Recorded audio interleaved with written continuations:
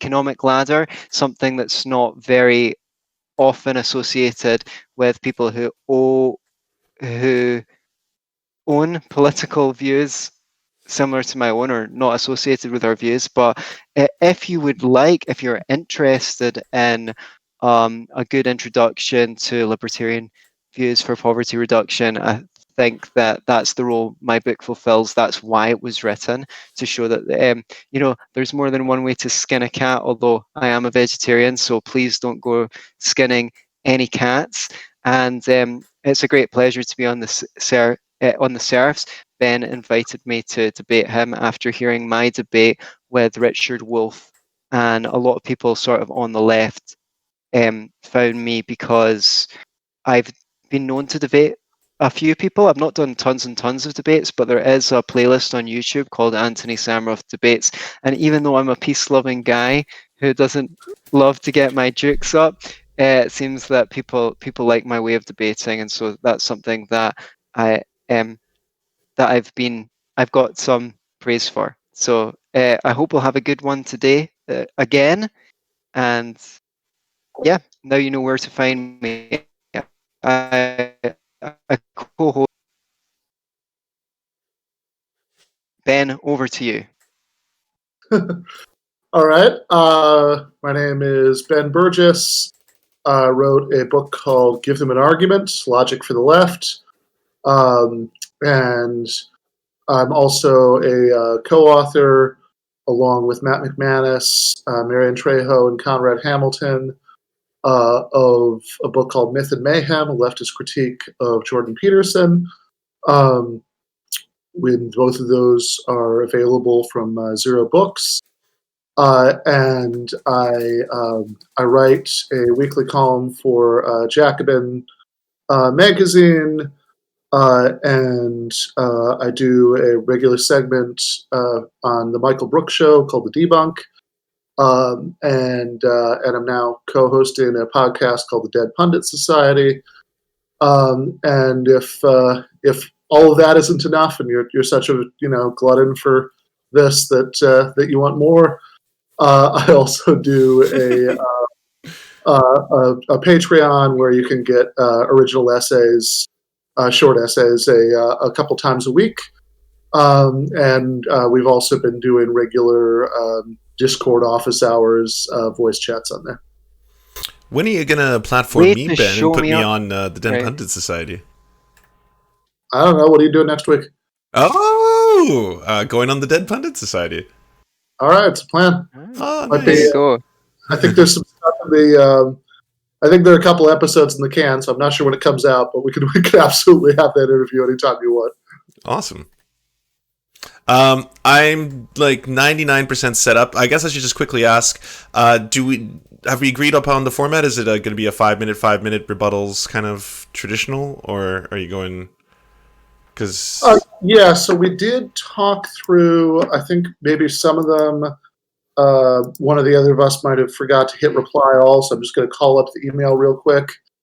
Where I think we agreed on 10-minute statements, and the reason for that is me basically saying that I need to expound my argument fully, because I don't know how to give an account of complex concepts in a simple way, and I feel like this is one that needs kind of unpacking.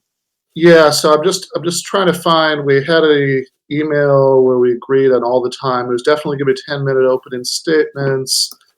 Hold on, just a second. I'm happy to be relatively loose with the format. I'm not sure about you guys, but like we're adults here, and I think that we can kind of self-moderate. Like, I don't know about you, Ben, but like, so you're basically saying I'm redundant. Yes, that's right. So you might need to step in if someone's mischaracterizing someone else's position or grandstanding. Yeah, so I do. So I think that the format we agreed to. I've got the email now. What I like about it is that it does have like an unstructured, chunk in the middle, so we can have a little bit more of that direct back and forth. Mm-hmm. but it still has the timed opening statements, rebuttals, and closing statements, which I like for a couple reasons, right? Like, I mean, I saw your debate with Wolf. You'd seem like an extremely friendly guy. I'm not worried about that, right? But I like it because, one, I just kind of like,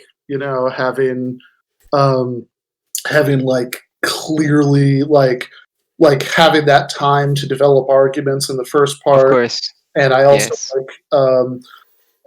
like having like a sort of clear time when we start, a clear time when we're wrapping up, right? All of that stuff, because that way it's there's like I've seen a lot of, and I've been in a few, right?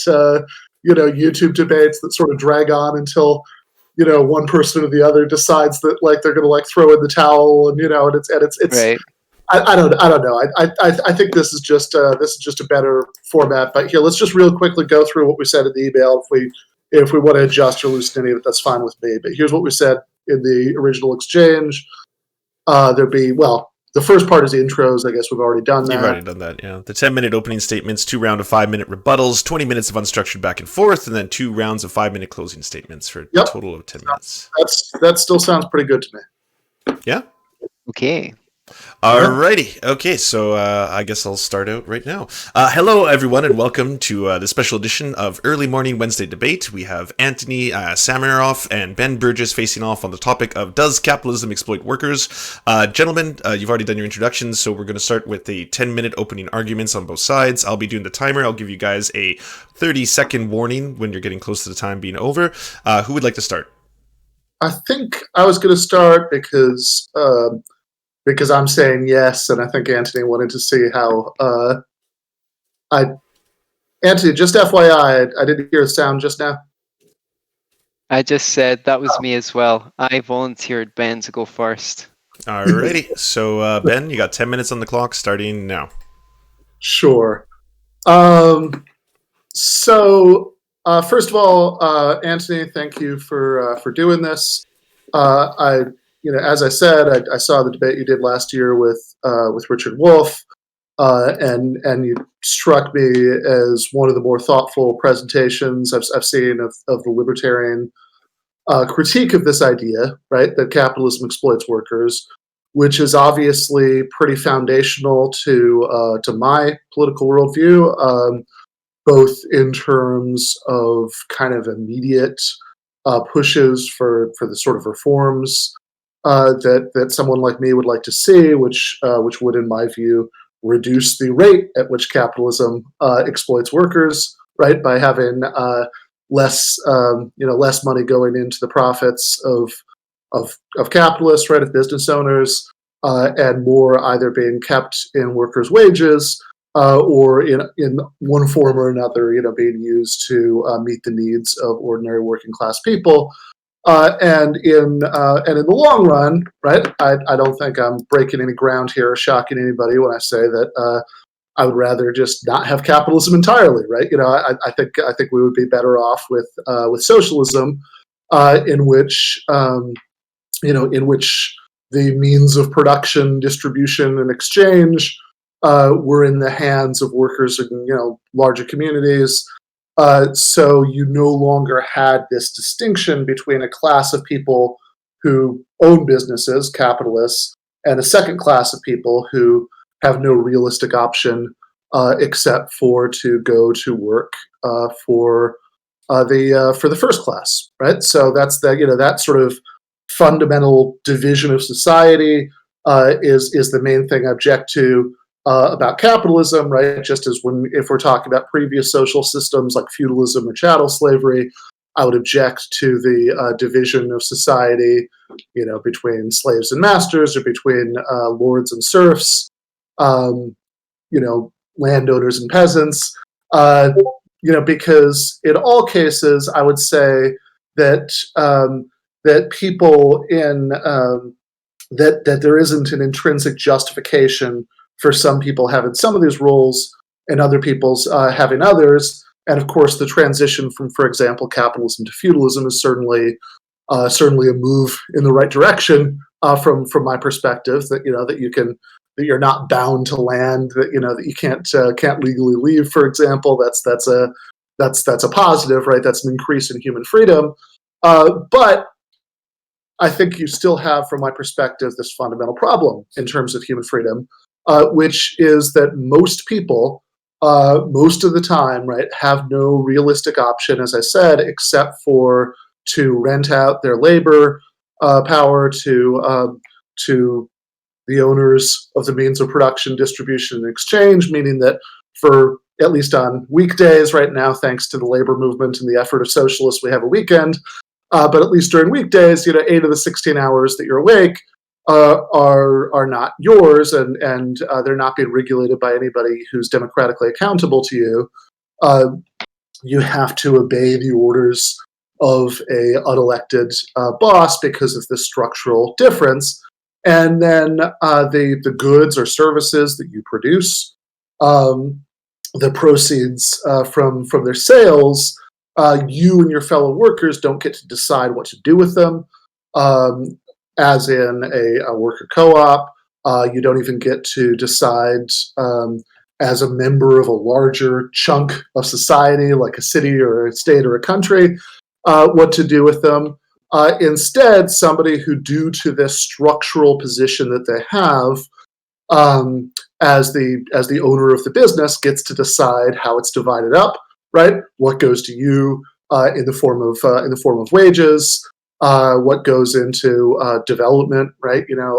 Of building future factories, etc., which would of course happen, even under democratic socialism, and then what they just keep for themselves in the form of profits, and that's where exploitation comes in. I suspect as the debate goes on, we can refine and talk about your objections to that term a little bit, but just to be really clear as our starting point, when I say exploitation, right, that there's a way of using it just to sort of mean anything that's like an unfair way of treating people, right, which is of course a larger conceptual category that the kind of economic exploitation that I'm talking about falls into, but in this case, we're talking about something fairly specific, and I think we can give a more fine-grained definition than just treating people unfairly. And also keep in mind that we're talking about a structural critique of a way of organizing society, not a moral critique of individual behavior within that. Right? That if you own a corner coffee shop, you're a terrible. You have employees, you're a terrible person. I don't necessarily think that any more than I think that back when we had the doctrine of coverture for marriage, so the wife's many of the wife's legal rights automatically went to the husband. I don't necessarily think that every person who was a dude and who was married under that system was a terrible person. I think it's an unjust social institution, and that's the same distinction that I would make in the case of capitalism and economic exploitation. That even if you have a union in place at the workplace, which is fantastic, it's a huge step in the right direction, that still brings you to a case of, like, at best, like the equivalent for power distribution of the very earliest stages of constitutional monarchy emerging out of absolute monarchy, right, where you have a parliament that can have a sort of tug of war with the king, but a lot of decisions are still ultimately made by the king, and kingship, or in this case bossship, is what I object to here, right? So I think that that when you talk about why this extraction of value created by workers, by owners, why that's an unjust way of structuring society, there are a couple of initial distinctions that are worth making in the first couple minutes, right? First, I know this is not your line. In fact, this is one of the reasons I thought this would be an interesting debate, that, one of the ways that struck me that you have a more thoughtful way of making this critique is that you're not making the usual objection that, capitalists deserve it because they take risks, which of course would be a little bit like saying that a Soviet bureaucrat who stakes his career on a proposal to create some state enterprise therefore deserves to control the proceeds of it, or if it's privatized, he should be the one who owns it because he was taking a risk to his political career to do so. And of course, the main risk usually taken by capitalists. It's not that if the business fails, they'll be sold into slavery or they'll be shot, right? It's that they will be reduced to the level of their employees, right? They will have to go work for somebody else. Oftentimes, the capitalist is actually taking less of a risk than ordinary workers, although it depends on circumstances, what money they might have had loaned to them, etc. But as a fundamental structural relation, there's no necessary reason why that would be the case.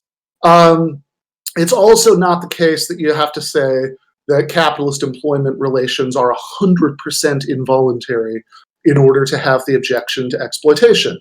I think any reasonable account of voluntariness is going to come on a spectrum, right? That you have different degrees of reasonable or unreasonable pressure that you could apply to people. You have different things that might justify the application of that pressure. And so what we're saying is that the sort of financial pressure that this form of social organization puts on people to submit themselves to the will of a boss who can then decide how what they create is divided up isn't justified, right? There could be justified forms of redistribution. In fact, we might not even entirely disagree on that, right? Given what it sounds like you think about the UBI, maybe I can ask you about that during the unstructured 20 minutes. But this is an unjustified form of redistribution because it's purely an exercise of structural power within a business. It's not that there's some particular reason that the owner deserves it more than the worker. Lance, I know I've got about 30 seconds. 30 seconds. Just to wrap up, right? That last point. It's true that some owners, under some circumstances, do perform labor. The important point for understanding that is that profits are not a salary that they're giving themselves for performing that labor. They would get it whether they performed it or not. All right, 10 minutes back to you, Antony. Okay, thank you. If I go long, please just give me a 1 minute warning. Okay. Okay, so yeah, I just want to quickly touch, and it might not be that quickly, upon the word exploitation itself, because it's quite a slippery and ill-defined term, as you pointed it out. And I think it's really good to get clarity on this term because there's so much packed into it. First of all, even in general usage, there's at least 3 definitions of the word exploitation. I mean, one is just to use to one's greatest possible advantages. So Ben and I exploit our talents as orators and writers. Okay, no one has any problem with that, and it can be used in the sense of to advertise or promote. So if a band puts out a new album, they might exploit their back catalogue. Now that they've got their new album, it helps them sell their old records. Okay, no one has any problems with these definitions, but even within the definition that people do have a problem with, it needs to be teased out, because in this third usage, in which is to use a situation to your selfish advantage in an unfair way, it's used quite emotively, and it's still slippery because people apply it to different kinds of economic relations, right? And in some situations, that someone else exploiting someone else when they take something from them against their will. But we could call that stealing. And the second is to enter into some agreement on false pretenses. We have another word for that, which is fraud. And the third, sorry, and I just want to say that the fact that there's several usages of the word, even in the nefarious sense, kind of blurs the lines, right? Now, the third, it's often used in economic relations to simply mean that someone is given the less beneficial end of interaction that they already benefit from. So when someone takes a job with an employer, they're choosing to do that, Ben would say, under some degree of coercion, because it's their only realistic option. by their own judgment, they're better off taking the job than not taking the job. Now, in certain situations, their options are extremely limited by structural factors. For example, there are certain countries in the world where you might need to wait 6 to 36 months to even get a license to open a business. And when you do, you never know if you're going to have to write off, the government's going to socialize the business or take it under control at any time. This makes it extremely difficult to start a business, and therefore some multinationals can go in and get in bed with the government and get the right to open a business there in a very limited market where workers' options for seeking employment will be extraordinarily limited, below the number of options that they would have in other circumstances. And you could make an argument that people are exploiting the labor in those in those conditions. But I would say that to the degree that we're debating whether workers are exploited by capitalists or under capitalism, let's say, to the degree market, it is a capitalist society. To the degree that the market is restricted, it's some other kind of society, an interventionist society, a socialist society, a communist society, a fascist society, or some other form of society. So to the degree that it is a free market, I'm saying to the degree that it's a free market, capitalists are not exploiting workers. And I'm going to explain why. So just because someone gets the better end of a deal doesn't mean that both parties aren't benefiting. That's one reason. And there's also no guarantee that the worker is actually necessarily getting the less good end of the deal. I mean, if you a cafe and you meet your future spouse there, then wow, you sure got the better end of the deal by that job. We don't actually know the future. We don't know what we're going to get into anything. If you got a job and you learned some skills in that job and you learned how to run that business, and then you went out and started your own business which did better than your boss's business, then you'd go, wow, gee, I sure was lucky when I got that job. And then an economic downturn happens and your boss's business goes out of business. So it's not necessarily the case that the labor force is getting the worst end of the deal. So the exploitation theory, especially from Marx, which I think you agree with, is that the capitalist is just skimming something over the top. He's not really adding value.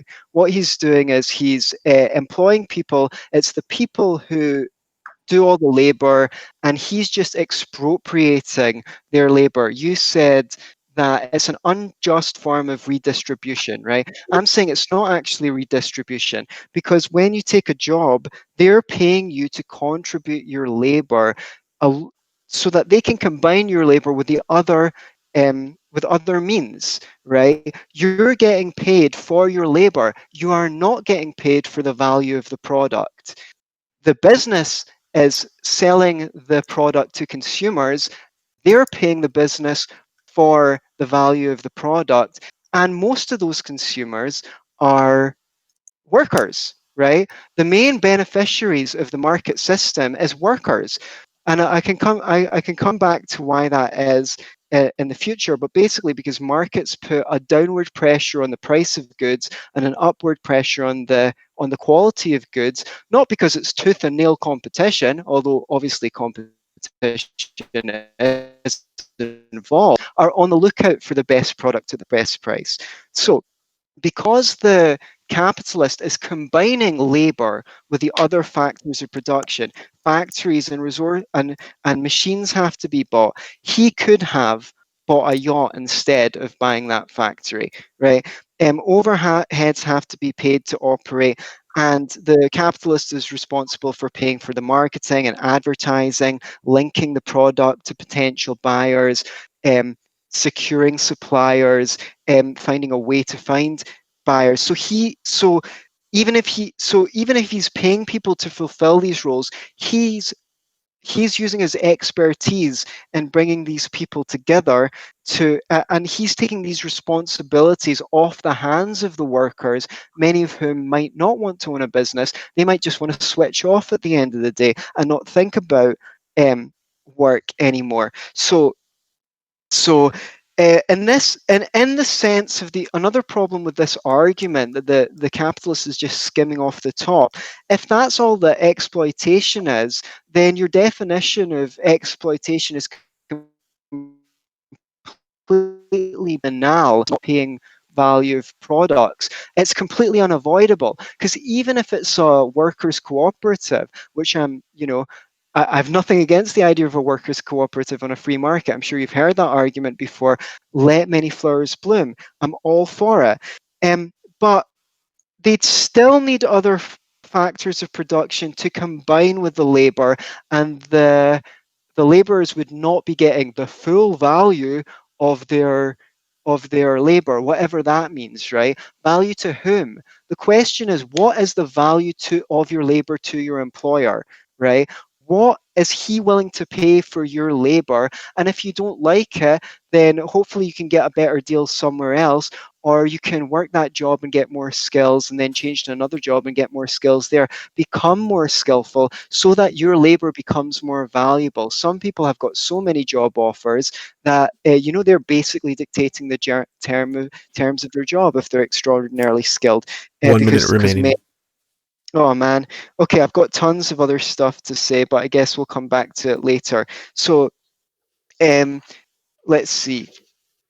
Yeah, I'm not saying that risk isn't a factor, but yeah, the only thing, a couple of other things is workers get paid in the here and now, whether the business makes a profit or not, whereas the capitalist is getting paid after the fact, and only if he manages to turn a profit with his plans.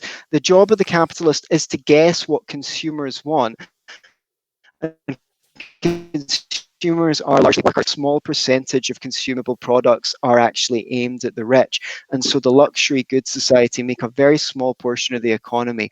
Most of the economy is at the behest of the capitalist is a slave of consumers, which means that's the fundamental distinction between feudalism and capitalism.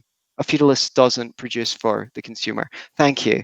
Can I just quickly say, Antony, you are glitching out a bit. It could be because you have the stream open or other stuff for browsers open. It might be your internet connection. I'm not sure, but occasionally, I'm saying this also just to give complete fairness, because in terms of your ability to get your point across, some of your words are getting muddled with your internet connection.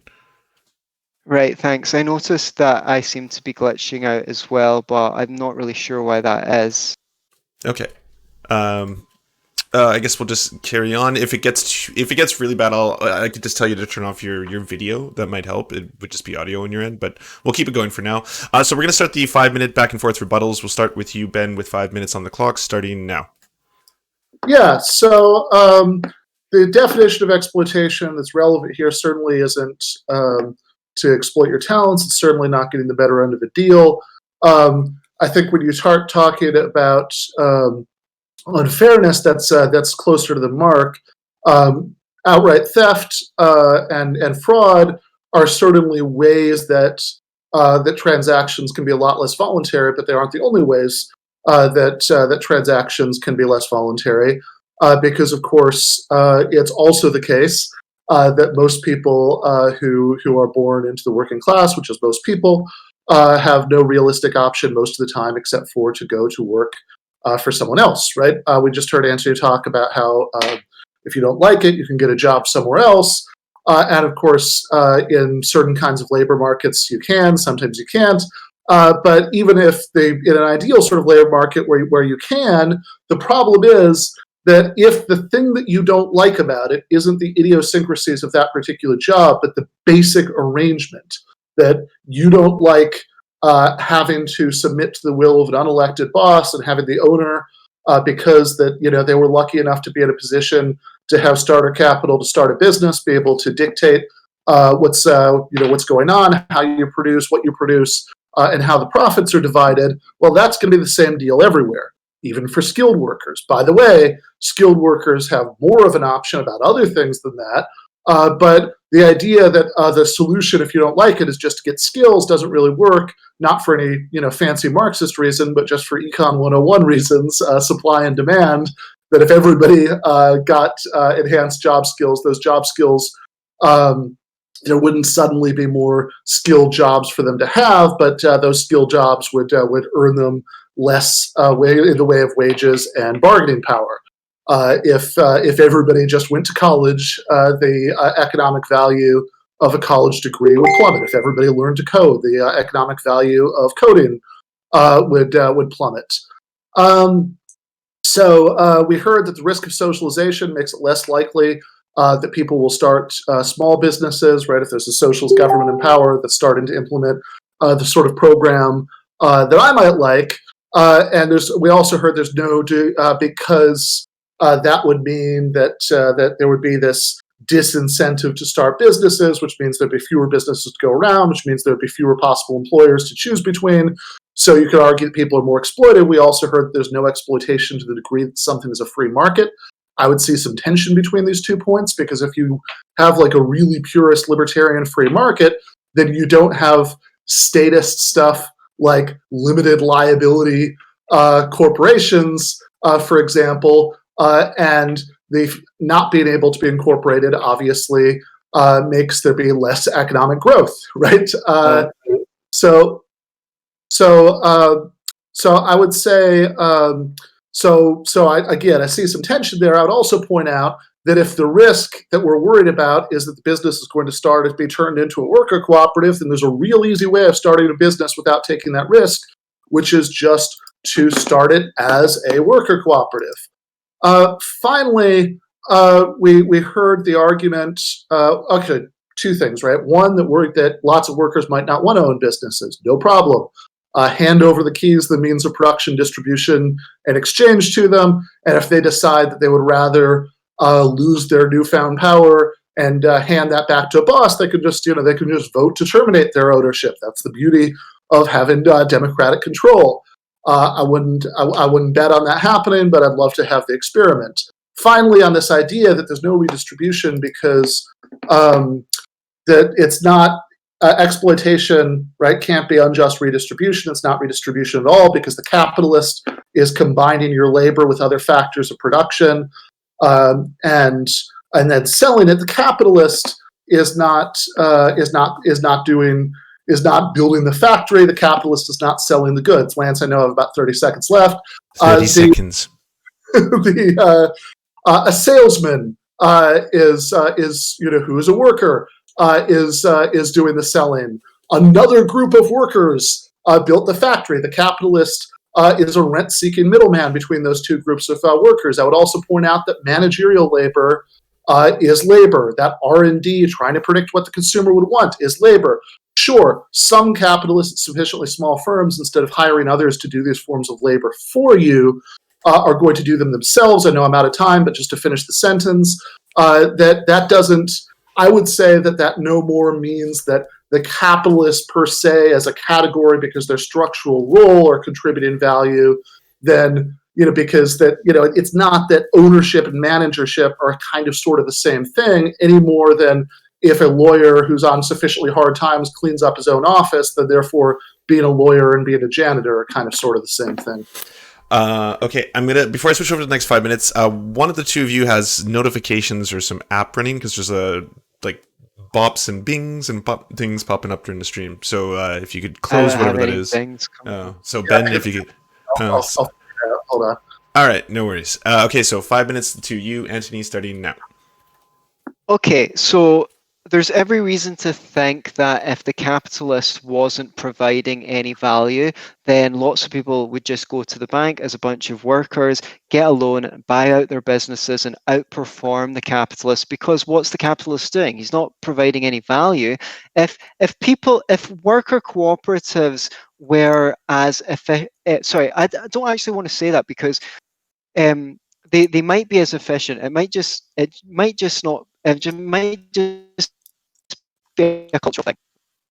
if capitalists were providing no value at all, that 12% profit that they take, some companies that didn't have capitalists would come in and undercut them. They just get rid of the 12% profit that the capitalists making and undercut the price of goods, and therefore they'd be able to make the products 12% cheaper or whatever it is. So that's one argument to consider.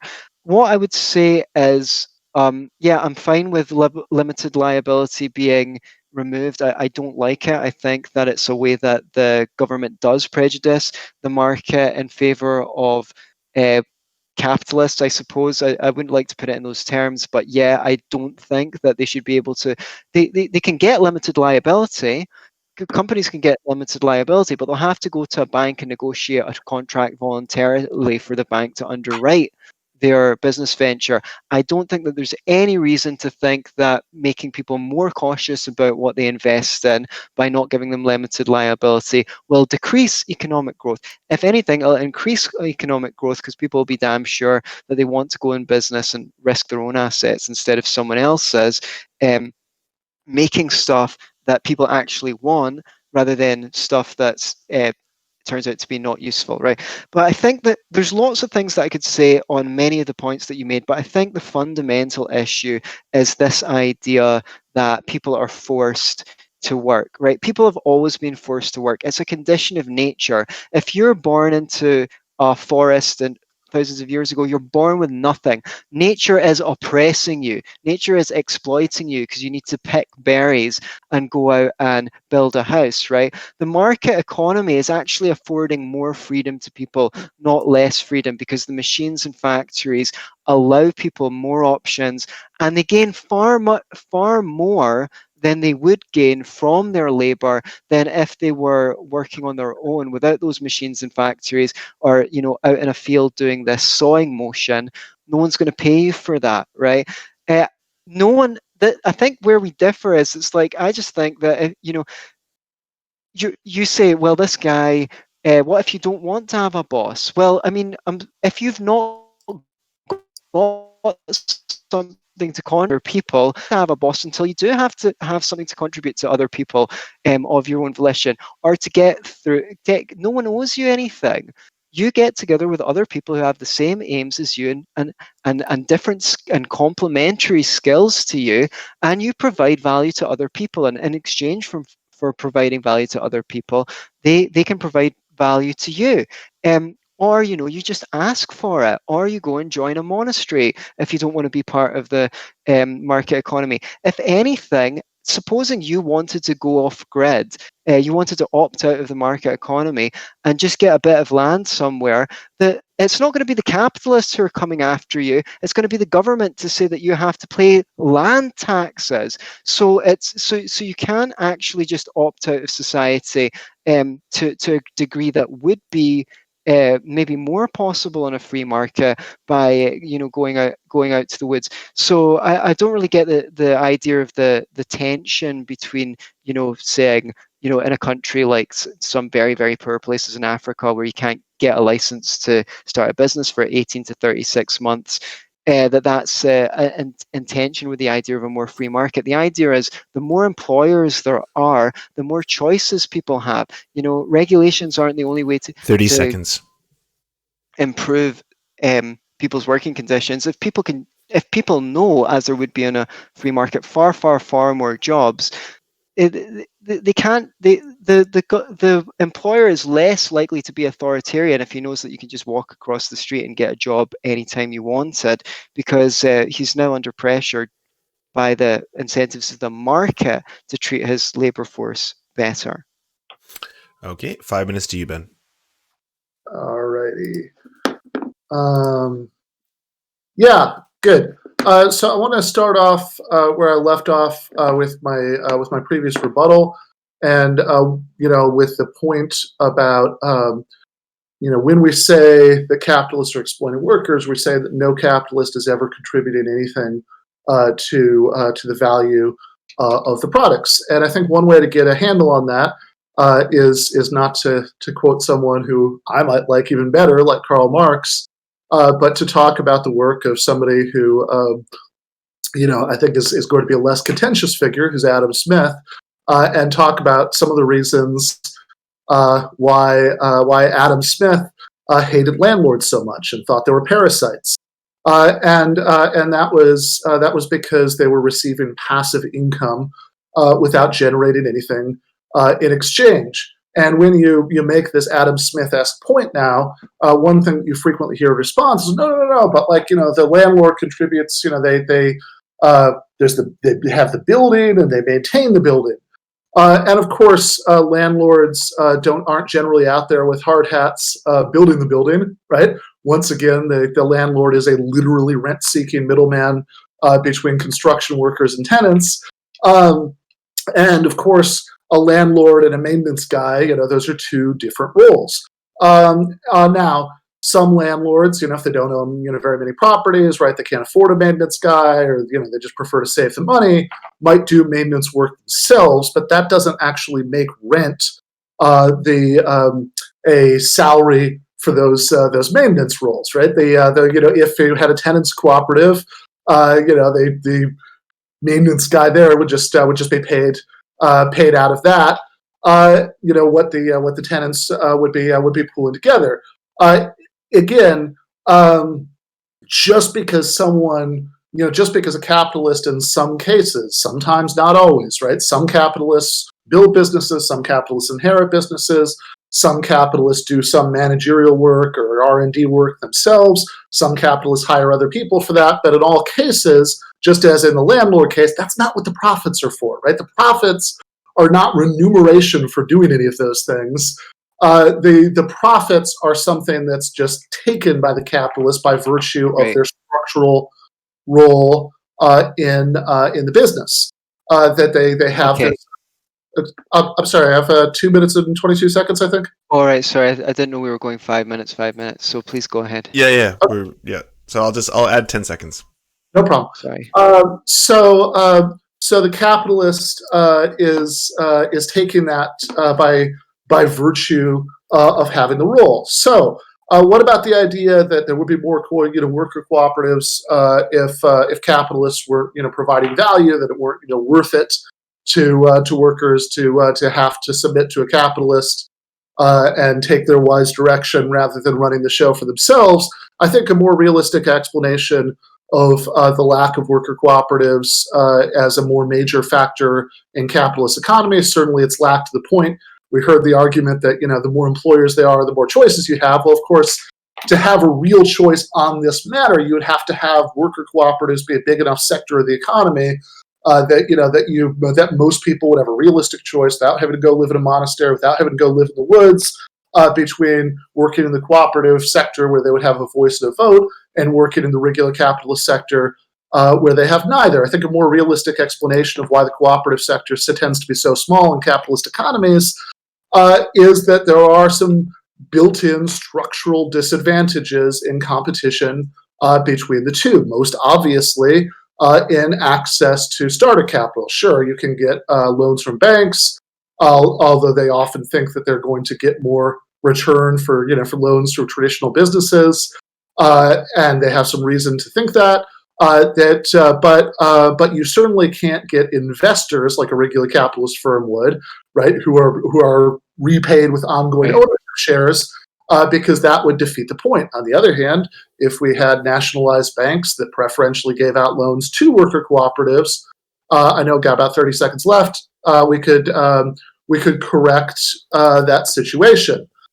Finally, on the idea that we're not forced to work by capital, we're forced to work by nature, there is an important sense that that's true. Maybe we can get into it during the unstructured period. I think there's also a sense in which it's not true. Again, we can get into it.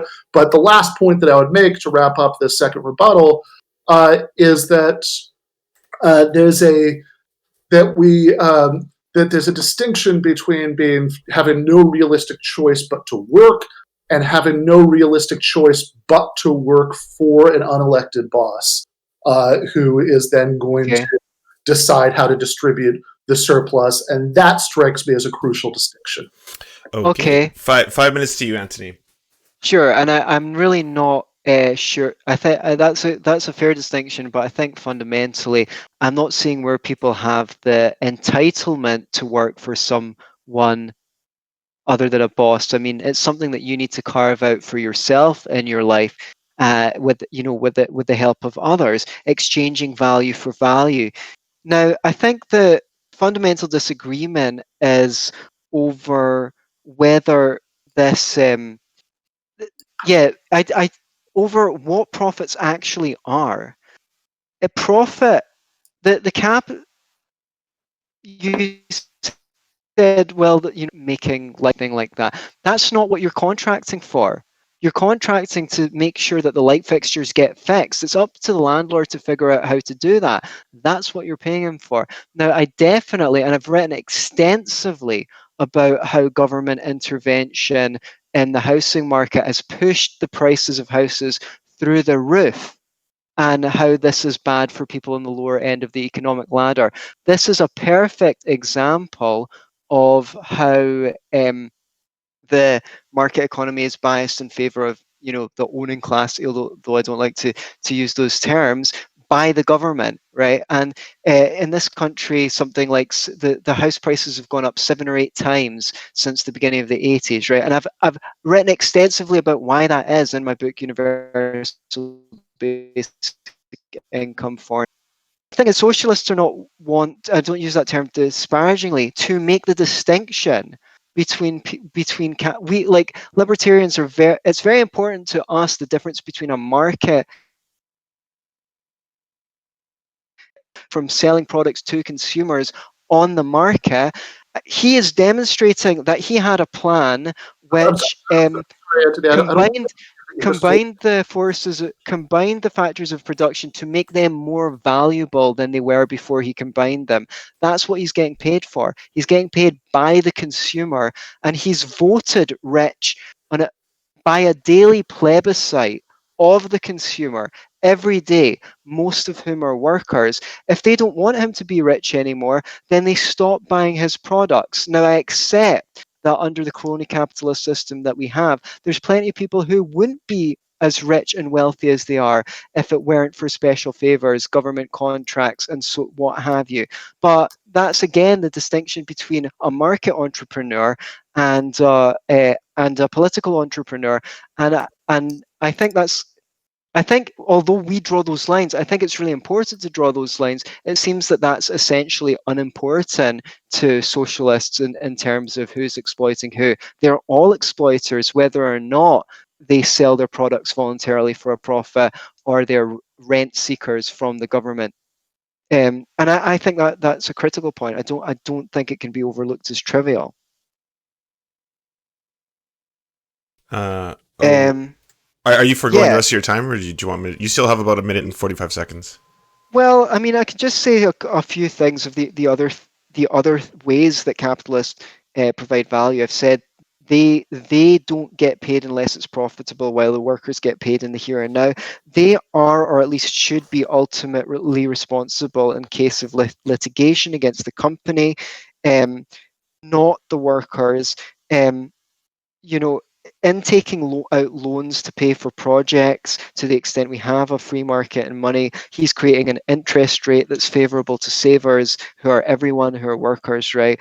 And yeah, I don't agree that he's making workers worse off fundamentally. I think he's making workers better off.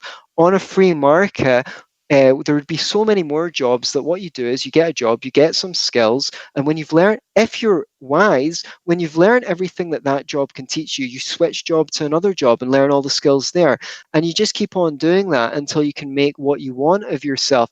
I just believe that humans should exchange value for value. Where we disagree is the point that um, Ben doesn't 30 think seconds. that Ben doesn't think that capitalists are providing value.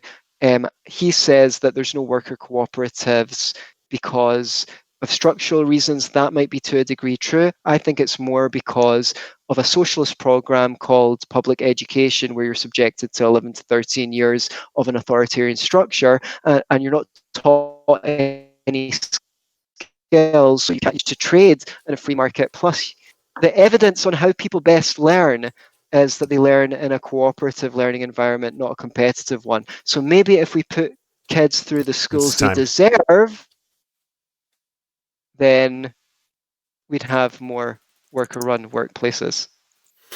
Okay, so I'm going to start the 20 minutes of back and forth. So I think I'll only interrupt you, gentlemen, if you start talking too much on top of one another. But this is basically just going to be free form. So go back and forth. This is the blood sports section of the debate. So have at her. I'm also going to any questions chat that you have for either the debaters, just at me in the chat, and then I'll pick a few of them to also ask each of them. And yes, please specify if you want it to be asked of Antony or Ben. So 20 minutes is starting now.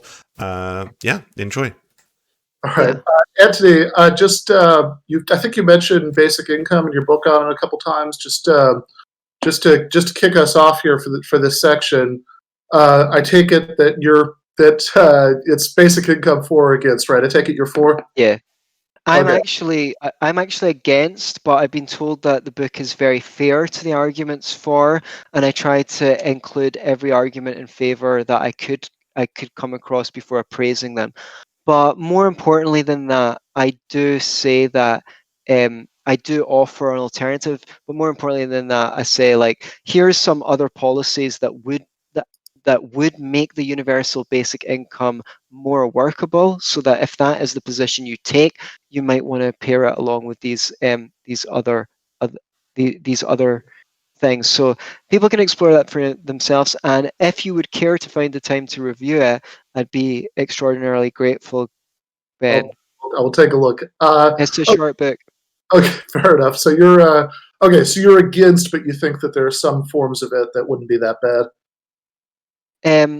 I would say that there's some ways in which universal basic income is better than the system that we have, and there's various ways that it would turn out worse. Okay, but it would be best of all if we just had a pure free market with neither UBI nor any other redistributive program. Well, I mean, in an ideal world, but put it this way, if I was going after straight state programs to abolish, I wouldn't be starting with the welfare state. I think that there's other policies that would need to be implemented way before that to give a soft landing and allow the creation of grassroots bottom-up organizations to take on the role that welfare programs currently play, that I believe would do a much better job than the government does. All right. You can find out more about that in the book, by the way. That is an extremely fair answer. So, I guess I'm also, and you can ask me questions also, but just to try to get a little bit better of a handle on where you're coming from, you said in your discussion of crony capitalism in your last rebuttal, you talked about the distinction between market entrepreneurs and political entrepreneurs. So at least the way that I read that, what sounded like to me, tell me if this is an accurate summary of your position, is that you can have exploitation in the sense of unfair exchange, that like employment contracts could be unfair if the employers are being in some way propped up by the state. But if that's not the case, then there's no complaint. Well, I personally don't think that the term exploitation is a clarifying word because of all the different definitions of it. But say you can define a word as anything. You can call it barternischnicht and say that that's bad, right? I think going to the surplus value argument gives us the clearest idea, which is basically the idea that skimming something off the top is exploitative. In the case of, as I've said, in a worker cooperative, even in a worker cooperative, the people are going to have to make decisions on how much the workers aren't going to get paid the full value of their labor. And I go back to, again, I don't mean to be facetious, but I'm like, whatever that means, right? What is the full value of their labor? That's a completely arbitrary idea, right? It's like if I've got a car and I move to Manhattan, I don't want the car because it's more of a pain in the ass to me to have a car than not have a car. I would be willing to give it away, but I don't need to give it away because someone's going to give me $15,000 for it. So I put it up on Craigslist and I find out that someone's going to give me 18,000 for it. Lucky me, okay? Right? You get what your skills are worth to the economy, and that is a direct reflection of what is needed by consumers, right? They're signals telling people, like you said, if there's millions of coders, those coders are going to have to find something else to do, or a really niche thing. But the fact that coders get paid tons of money is an indication that, hey, we want more coders. Come on, like, give us some of that, right? Some things are very cheap, like bread, but if there was a shortage of it, suddenly people will pay $5 for a loaf of bread to encourage. That's the market signal to say, hey, we consumers who are mostly workers want more bread. I think it's a phenomenally sophisticated system, and it's amazing that it arises spontaneously. When I talk about political entrepreneurs, what I'm talking about is, as soon as you can get more money for you on a free market, you gain your revenue, of which profit is usually only a small percentage. For cafes and restaurants, it's sometimes only 3 or 4%, right? You gain your revenue from serving the customer voluntarily. Now, as soon as you have a government who is able to grant special favors to lobbyists, you create a massive incentive for corporations to fill themselves with lobbyists to bias the market to make sure more of their units get sold, not out of the voluntary choice of the consumer, but because they're selling to the government, or because you're only allowed to operate in this market under these circumstances. Uh, I'm against patents and intellectual property. Like you said, I'm against the government granting limited liability to companies. I think they should have to go to a bank and negotiate for limited liability. all of these all of these ways in which the government skews the market in favor of some entrepreneurs, rather than making the consumer the ultimate arbiter of who profits and who does not profit, or who gains revenue and who doesn't, rather.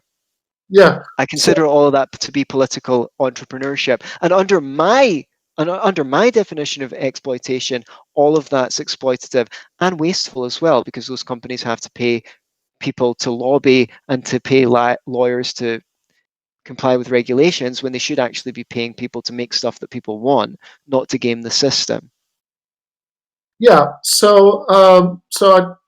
yeah. I'd say a couple things about that. First of all, just as a small reading recommendation, you're criticizing the slogan that workers should have the full value of their labor, and saying that it's ill-defined.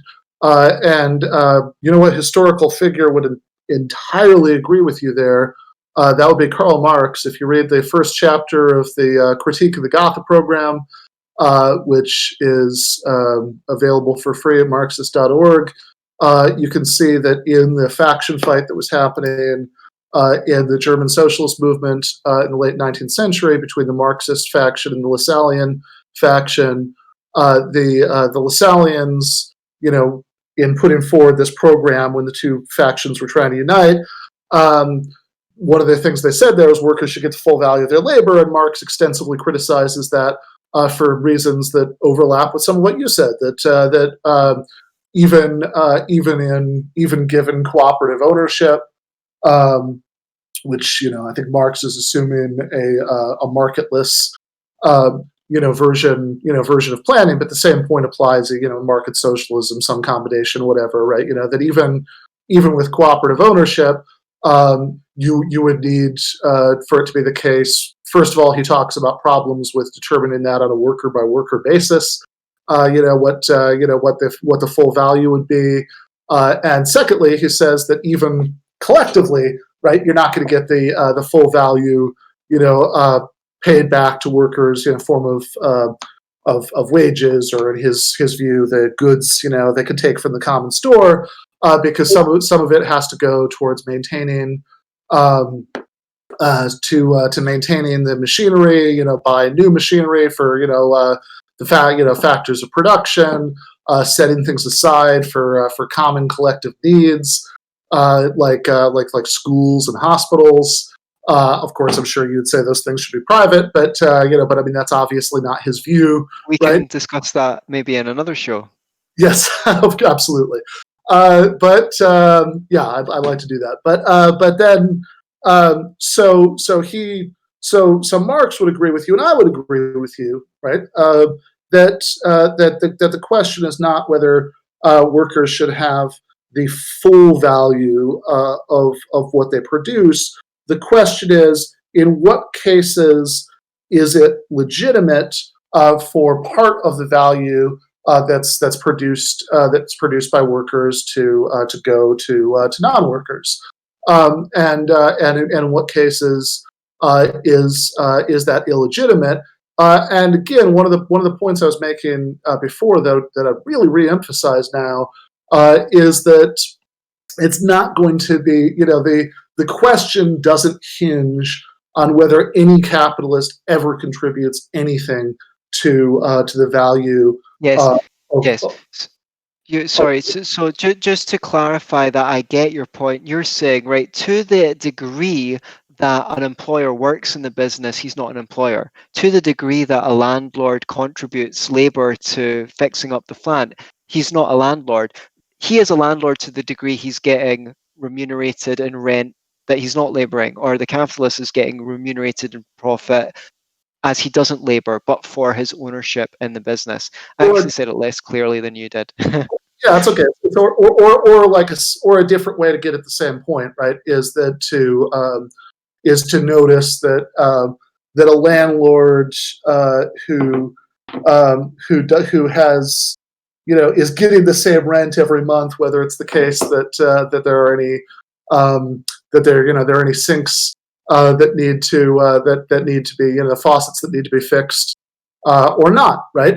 That in other words, there isn't, the rent isn't a payment for doing those things, right? The rent is something that's extracted by virtue of the landlord's ownership of housing, and therefore their ability to decide who gets Right. to live, set the terms for who gets to live there. And similarly, if some capitalists personally do R&D work, some capitalists personally do managerial work, etc. If the owner of a corner pizza shop, right, who has a bunch of employees, still put some pizza in the oven themselves, that doesn't convert the profits that they're getting into a salary for doing those things. And one way to see that point, right, why that's not the case, is that in the scenario where you completely cut out the landlord through a tenant cooperative, or public housing, whatever, or in a workplace where you completely cut out the capitalists, by, for example, turning it into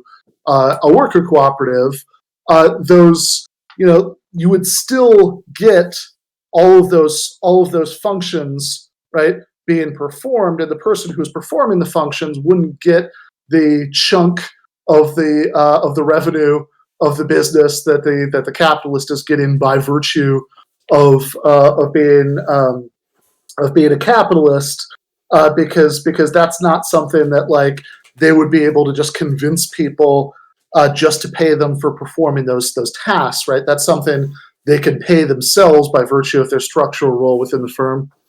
Right. Okay. Sorry to interrupt. We have about 6 minutes left in this, and I do have some audience questions. Did you guys want to Oh field yeah, them, or let's just do keep? the audience. Let's do the audience questions, man. Okay. All right. So this one is to you, Antony. In your ideal system, what would supplant public education? That's not a question that I can give an answer to in the short, but lots of things. Basically, I think the main problem with government programs like public education is it's one size fits all. It doesn't have the trial and error that we see. If you look at how much the smartphone has come up, even in a market that's highly protected by intellectual property, the phones get better every year. The same would go for the schools in a free market. They could be provided extremely inexpensively, especially if you have structures where students teach other students, and because they learn from teaching other students and so forth. So yeah, there would be super cheap schools that were super good for very poor people and would teach them tons of skills so that they would be their own master when they emerge into the market to sell their labor or to start their own business. To Ben Burgis, your thoughts on the Nordic model and implementing those systems in other countries? Yeah. So when we talk about the Nordic model, it's I think one important thing to say is that there is a lot of variation, right? For example, on the issue that we just heard about, right? Sweden has a voucher system, which has been almost universally agreed to be a disaster. Finland actually doesn't even have legal private schools, and they have what's widely regarded as the best education system in the world. And so I think it is important to remember that sometimes people talk about these countries as if there were a Scandinavian hive mind that just agreed with everything, everything because of culture, right? Of course, these countries have left-wing parties and right-wing parties that sometimes win elections like any democracy. And so you do have a lot of policy variant, but they are important from my perspective because a lot of them have successfully beta tested a lot of the reforms that I would advocate for a very long time, right? Like you don't have a lot of support in any of those places, for example, for privatizing all of the public hospitals because that system serves people extremely well. So I absolutely do think that the successes of a lot of those Nordic countries do show that we could and should implement similar things in the United States. I don't think it's sufficient, though, just to have the Nordic model. And real quickly, so we can get to the other question, I'd say that there are two reasons for that, one ideological and one pragmatic.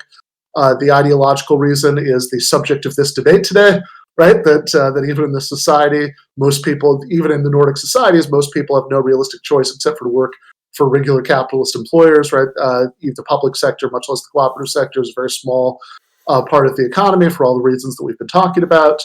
So that's the ideological reason, right? That I think people should get to have democracy in their workplace and get to decide how to divide up the revenues and all those things. And then the pragmatic reason is that I think as long, and this really gets to the point about crony capitalism, right? Go back to Adam Smith. Adam Smith was complaining about crony capitalism hundreds of years ago. This is not a bug. It's a persistent built-in feature of the system because as long as you have concentrations of economic power, those are going to find ways to translate themselves into concentrations of political power. And that means that as much as you roll that boulder up the hill of implementing these reforms within capitalism, you're always going to have this extremely powerful group with a vested interest in rolling it back down the hill. And so ultimately, you need to start taking pieces off the board by democratizing the economy itself. That's my view. Question for Antony. Can you talk about the salaries of CEOs? In some cases, they'll make 300 times their employees, and they lack the technical specialties that generate the profits for the technology companies. Why should they make so much more than everyone in the company when they don't even have the technical specialties or ideas? Isn't that exploitation? Okay, first of all, the people who command that much money are actually quite small. The average CEO salary is something like less than an orthodontist's salary. And when people do get them, they tend to only get them for about 4 to 7 years, and then they get someone younger in to replace them. However, they're not exploiting people because there's basically a bunch of companies bidding up their wage trying to get those people on board. And the reason why they can command 300 million is because they're going to make decisions that are going to make the company more than $300 million. In other words, they're finding opportunities to salary all the other people who are working for that company. I'd love to make 300. Do all of them deserve it? I don't know. There may be some situations when they don't, but at least to the degree that you've got a free market, no one is going to want to pay a CEO 300 million when they can pay them 30 million or 3 million, right? So if they had the opportunity, they would pay them less. They're worth it because they're getting paid for it most of the time. One thing I would say is it would be great to have a society in which there were more people that were just as skilled as they were, and by the laws of supply and demand, there would be a lot less people making that much money, but there would also be a lot more innovative people who have the vision to create those sort of revenues for companies that those CEOs are being paid for. Okay, so we're out of time on the open format. We're going to do the last 2 5-minute rebuttals. I guess we'll start with you, Ben. Great. Sorry, this is the closing statements, by the way. Yeah, so 5 minutes on the clock. Yeah. Sounds all right. So I think, first of all, I do want to address the idea public education has something to do with why there's so few co-ops, and that's going to tie into a larger set of ideas, because I think if we want to test something like that, what we want to do is compare situations in which there was universal public education to when there wasn't, and when there wasn't, right, in whether in Scotland or the U.S., that there weren't more worker-owned factories. Rather, there were factories where children themselves were working, and the rate of exploitation was considerably higher. I think that the idea that CEOs must be worth that much, or else they're not paid it, right? It's important to remember the average. I think it depends on what you mean. The mode, right? The most common CEO, right? Probably does. I wouldn't doubt that, right? Make about like what an orthodontist does. But the mean salary of CEOs, according to Marxist Rag CNBC article that I'm looking at right now, in 2016. Sorry, it's 2018. They said 271 times. I'm realizing it's a huge mistake to try to look at this as I talk, but I have. But at any rate, it's many, many times, right? Whatever the current rate is, it's many, many times the salary of average workers, and I'm deeply skeptical. Even if we are talking only about the largest firms, right? I don't know. I'd have to see the numbers broken down. I'm deeply skeptical of the idea that anybody is actually contributing hundreds of times more, and particularly that you couldn't have elected executives who are elected by workers, democratically accountable to them, as in cooperatives like the Mondragon Corporation in Spain, who still produced whatever managerial benefit they're producing for the firm. In fact, I think the evidence looks pretty good there. I want to talk about one of the most interesting things that Antony said to tie a lot together, right? Is that we're not forced to work by capital; we're forced to work by nature. Of course, we already talked about the distinction between being forced to work and being forced to work for a boss, which I think is an extremely important distinction in terms of degree of meaningful human freedom. But it's also worth noting, right? Of course, there is a sense in which, and I think this probably does get to some extremely deep ideological divides between them. I think that there are such things as positive social rights. I think that it's reasonable for people to demand a society that's better off for those at the bottom. And of course, there is a sense in which it would be best if we didn't even have to do that, right? And of course, many people who are not Marxists, who are like Silicon Valley entrepreneurs, are dabble in futurism and tell us that there might be a time in the future when it is would be technologically no longer necessary for most people to work, which takes us back to the UBI, because if that comes about, right, the robots come for all the jobs, and right, whether or not that happens, that's a complicated empirical discussion, but if that did happen, it would matter tremendously whether the machines were collectively owned, meaning that we could all benefit from the goods that were produced by them, and that would give you roughly what Aaron Bastani calls fully automated luxury communism, or whether they remain in private hands and a few people benefit from them, and the rest of us can maybe hope for the late Roman bread ration of a UBI.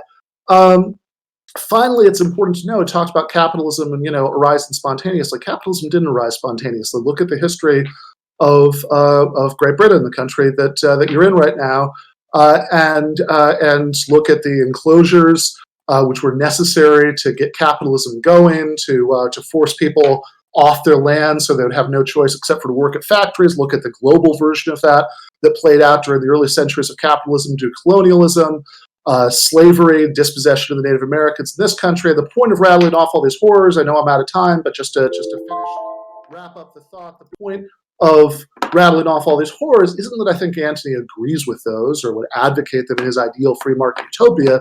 I'm quite certain that he would not.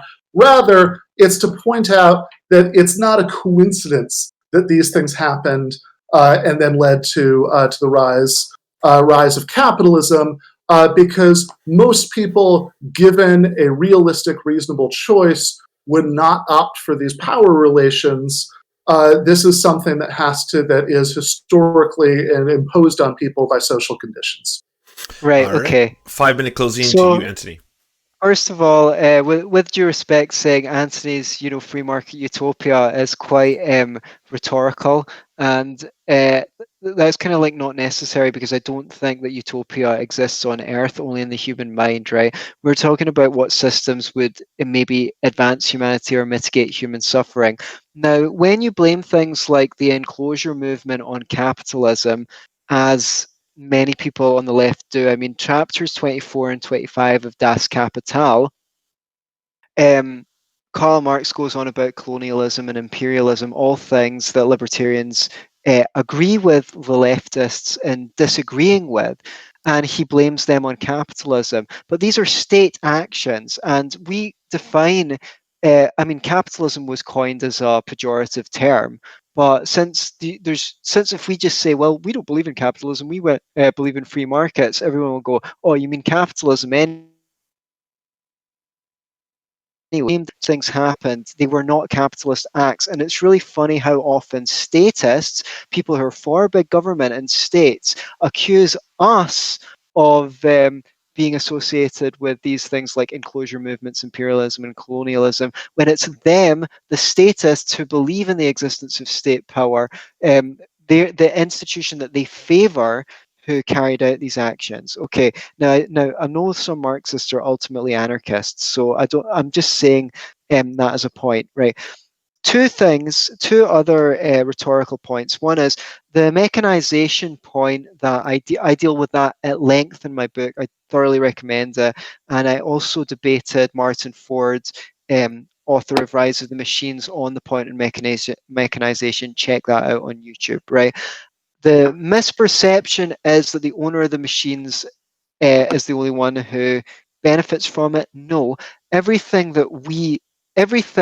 is cheaper than it was 30, 40, 50 years ago, except for those things which are provided by government or with lots of government involvement.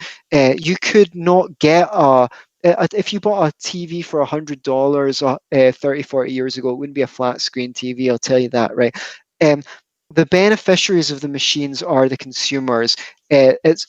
Who get better products at cheaper prices to the degree you have a free market. Similarly, you said before we had public education, kids were working in factories, right? No shit.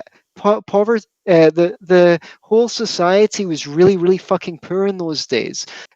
All the wealth that had been created hadn't been created yet. So it's kind of very frustrating when people say, you free marketeers want to go to Victorian times. What, you mean before capitalism built all the fucking wealth that we enjoy?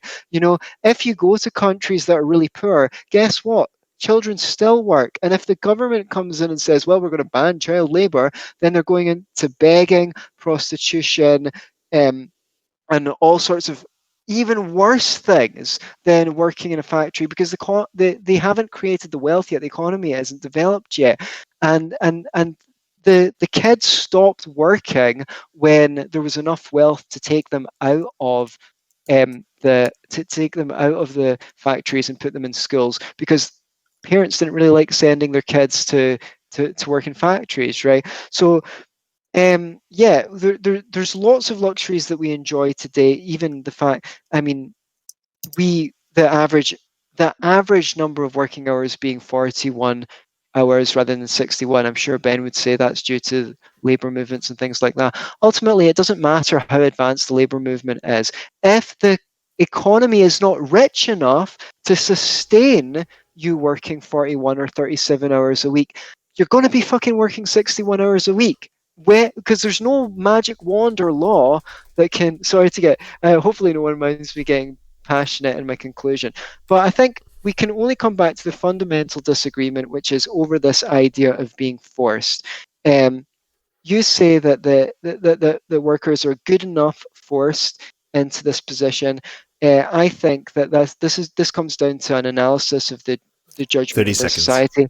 I don't think they're being forced, and fundamentally, I think that the capitalists are entitled to the money to the degree that people voluntarily put their hand in their pocket and give it to the capitalist, in the same way that the worker is entitled to his wage or however he gains his subsistence to the degree that someone voluntarily puts and gives it to them, either because they want to give it to them or because they think that they're exchanging something in which both parties benefit. Like if I trade a pen for a tie with Ben, he prefers the pen and I prefer the tie, we're both better off. Same goes to the degree we have a free market with all voluntary exchanges. All right, gentlemen, thank you so much. That will conclude our current debate. Do you both want to give yourselves a little shout out and plug any of your socials or stuff like that? Sure. Thank you very much, Ben. I really enjoyed the debate. You helped me clarify a couple of points. You helped me get down to the matter, which is I think there's two main things we disagree on. One is the forced thing. The other one is what actually are capitalists being paid for? And I think that's something I can think of most. And maybe third, we disagreed on the exploitation thing, even though there was a little bit more agreement there. Please, Antony Sammeroff, you can come and speak to me on Facebook if you agree, if you disagree. Scottish Liberty podcast can be found on YouTube, but most people listen to it on iTunes. If you'd like to listen more, my book Universal Basic Income for and Against, thoroughly recommended. I think especially if you're coming from a left-wing perspective, it's an awesome introduction to libertarian ideas. So even if you disagree with us, you'll know where we're coming from better. And I just like to let you guys know I am actually writing a book on Marxism, and I don't think that Marx was a stupid person. He said a lot of things that I at least find plausible, or I could see why someone would say it that way.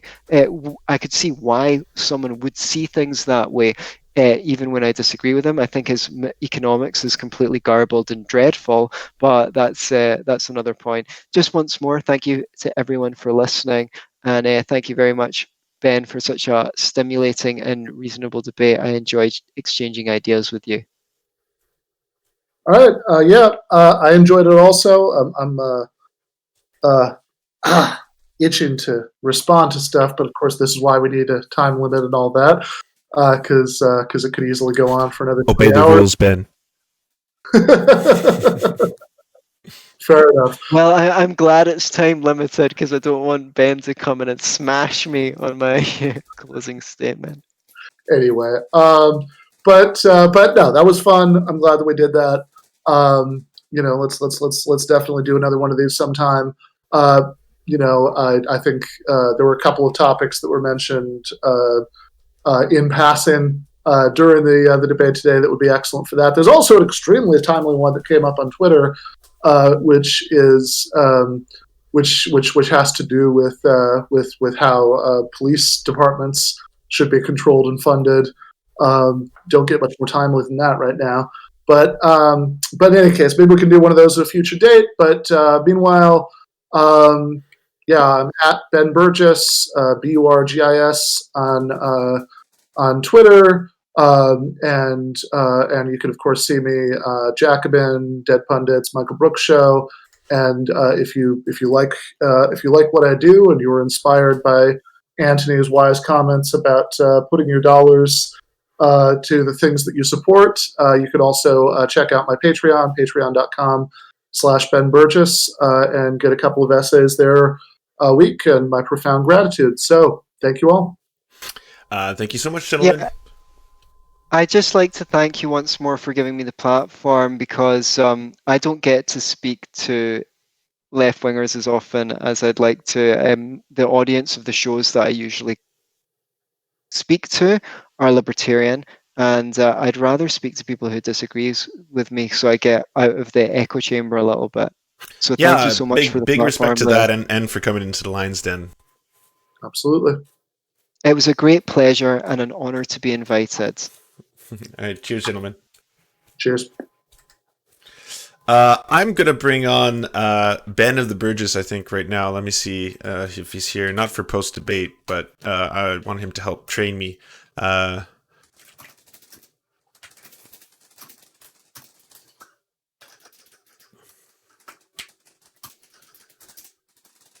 Hey, Chad, how's it going? I hope you're doing well. I missed you. It's good to see all y'all. Hey, all you lovely cuties and spineless invertebrates, and some of you with spines. One day you'll evolve to move past your spine, of course, and become immortal in the process. That was all right. Yeah, no, I thought it was good. Give me a second to use the restroom. I'm all yours. Okay, one sec. I'll do the same. Give me 5 minutes. But yeah, no, I thought it was good. I obviously I can't have a horse in that race, so I have to kind of stay impartial. But boy, is there a lot of moments where I just sit there being like, I really want to say this because I know exactly what to respond with. Hey, would you be able to do a call in of sorts sometime? I can't do it right now. I'm sorry. I've got Ben coming on. But post in the Reddit or email me at weareserfs.com, and then I can talk to you there. You should be able to make faces like he did. Yeah, I know, right, J100? Hey, if anyone was part of the raid yesterday, J100 was at the protests. And if you haven't seen his footage, check out him in Cleveland like 2 days ago. It's bonkers. He's like straight up kicking gas canisters back at the cops and everything. I was like, it was some exciting, harrowing stuff. So I want to talk to J100 next week about that kind of stuff. Thanks, Snowdrift. And yeah, so I'm gonna have Ben Burgess come on the show in about 5 minutes. Yeah, J100 is not afraid of anything. Ben Burgess is gonna prep me for my debate with Tree of Logic tomorrow. That's gonna be spice. That's gonna be all spice. We're debating a topic I don't even like talking about too much.